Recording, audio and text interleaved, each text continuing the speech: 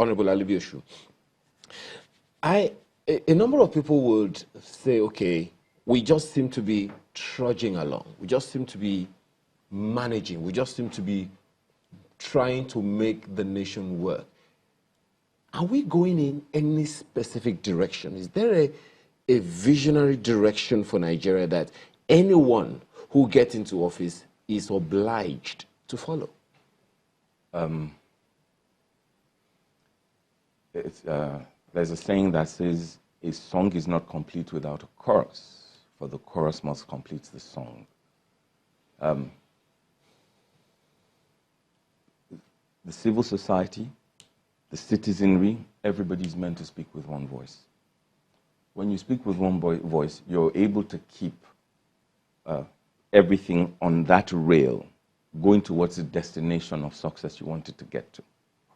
But when you have this speaking, this society speaking here, you have another society speaking, and you see that people get confused saying, what exactly is going on here? They don't have the understanding of what's going on. There's nothing stopping the civil societies from coming together now and saying, you know what, we're all going to come under one umbrella. Yes, they're allowed to have divergent views and opinions, yes, but they're meant to speak for the people. In climes where democracy thrives, they are the people who stand up. If you remember the case of America, Ken Starr and all of those people were those who stood up to say, listen, this is what we're going to, this is what we believe in, this is what we're going to do. We're going to hold people accountable. Again, I had said before, I am not saying everybody, I'm just basically analyzing what... Are you going to call out politicians for not having led us right?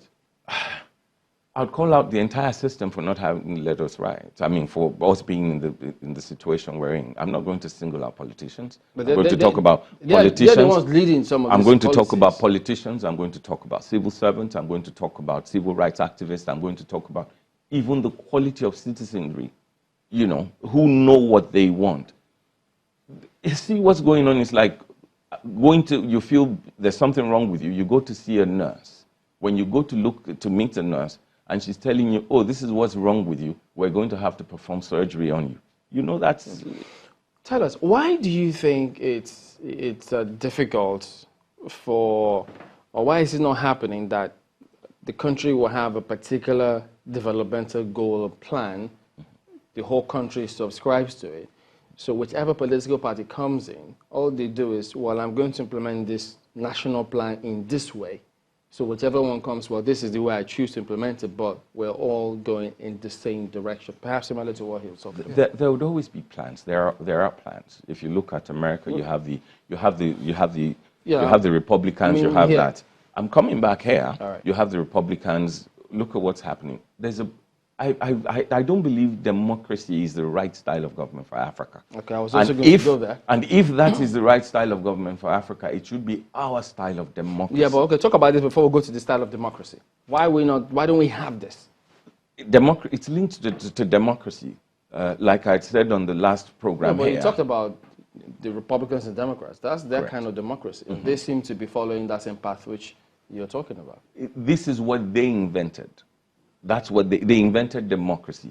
We have adopted democracy, but we have adopted it not taking into consideration culture and a whole lot of things. When it comes to moving the nation forward, everybody forgets about partisan politics.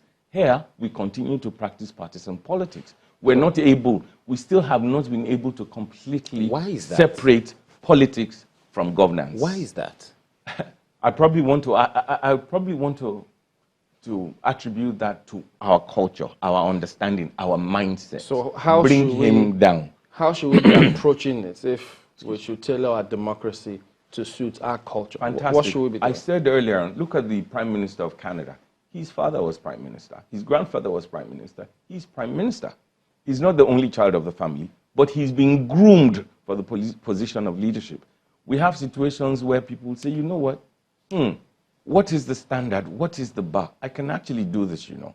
Look at the last elections. Do you know how many lives were lost? If you have to go out to vote for somebody who sponsored thugs, what kind of representation would you expect? And that is why I say it lies at the doorstep of both the elected people. Excuse me, Patrice Lumumba said something. He said the problem with Africa is, I didn't say it, Patrice Lumumba did. He said he believed that some people in government didn't have ideas, and those with ideas outside of government are not in government. But when it comes to choosing, the people choose the same. Don't forget that democracy has always had its faults. When the people were asked to choose between Barabbas and Jesus Christ, the Bible tells us who they chose. Mr. Atoyo, let's come to you now, because it's a little touchy now. The Jonathan government did a survey some time back and found more than 12,000 abandoned projects over the years. Yet every government seems to come up with, well, except for the exception of this government, seems to follow. Every government seems to want to create a new, their own original project and all of that. Is this a sign of a visionary leadership or a visionary nation? Thank you very much. Well, visionary nation, visionary leadership, those two things we're lacking. We are lacking as a nation, and we know that very well. You are asking me the questions that I think it's very obvious to all Nigerians. If this nation is working, we won't be having all these abandoned projects in different parts of the country. But again, I have to reiterate my position. It is simply untenable for us to have the center in Abuja and then be doing projects in the 36 states of the Federation. And you have ministers controlling this and controlling that. You see, we've been more than about 60 years or more on this trajectory that is not working for us. When people are going to sit down in Ibadan, sit down in Kaduna, probably in Enugu, they're going to tell you that the best we've had in terms of visionary leadership was when we had Ahmadu Bello, Zik, and Sardauna, and probably Tafawa Balewa. But something happened. Nigeria was working under that arrangement. When we have been asking Nigerians, I don't know, irrespective of how we sweet talk what is going on in this conversation, it's not going to work for us. I don't know any nation on earth that is practicing a kind of system that has succeeded. And we have a lot to learn from as a nation. I'm a young man. I'm pained that we know the solution. We are not gravitating towards the solution. At least if we don't know where we're going, we should know where we're coming from as a nation. We're coming from a place where something worked for us, where the granite pyramid worked, where cocoa worked for us, where a lot of things worked for us. And let me tell you, my brothers in Lagos, you need to look at one analogy, and that is the tragedy of our nation today. Now, our mainstay is petroleum resources. Now, when they share this money, now, this money comes, I'm just using like a bottle analogy. It comes from up, down. Now, the politicians, the political elite are on this stage of it. Now, the larger the number of the political elites who are using their straw, to cling to our commonwealth, the lesser the number of the masses of this country that are benefiting. Now, a new set of politicians are coming into our political fray now. The ones who have retired or who have left, who couldn't get re-elected, are still clinging, holding on to this also base that the ruling elite are. So this thing is expanding. The ruling elite who wants to benefit from Commonwealth is expanding. Now, as they are expanding, it's becoming so difficult for these things to percolate down to the common man. And simply because of the system that we operate, that everybody will gather in Abuja, and they will share money. And the majority of the ruling elite now, they become contractors. If you don't win an election, you become contractor, or you bring a contractor to come and help you to make money from government. Our governors are becoming pensioners in the affairs of our nation. Former leaders are becoming pensioners in the affairs of our nation. The public servants have been displaced. They've displaced them and put them in contributory pension scheme. The politicians today are now become the ones who will be handing pension every year, and it is expanding. What is going down to the common one is reducing. These are some of the things, agenda we must set for these coming elected officials. That Nigeria cannot work under this arrangement. It will never work except we get our hands, dirty and work for the interests of this country. We must restructure Nigeria. Under this current arrangement, only the ruling elite will continue to benefit. Unfortunately, some of these ruling elite today are hiding in Abuja. It's difficult for them to go there to their local government because it is not secured.